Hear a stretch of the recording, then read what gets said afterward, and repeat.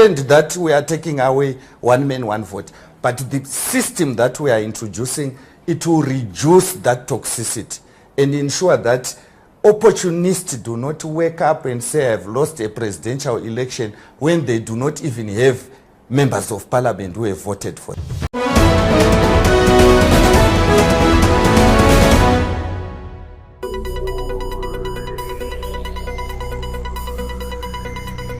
Ndava Ziyambi vanova gurukota rinoona nezvemutemo pamwechete nenyaya dzinoitika mudare reparamende vari kutaura panapa maererano neCAB3 pavari kuti CAB3 iri kuda kuunza runyararo munyika pamwechete nekupedza madisputes anowanzoitika munhaurwa dzesarudzo.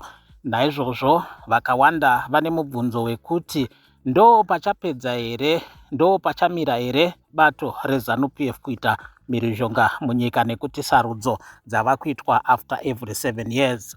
Didn't you change that your political party every member votes? So you can almost see that there are certain individuals who are afraid to say out what they want, and then they pretend that we are taking away one man, one vote.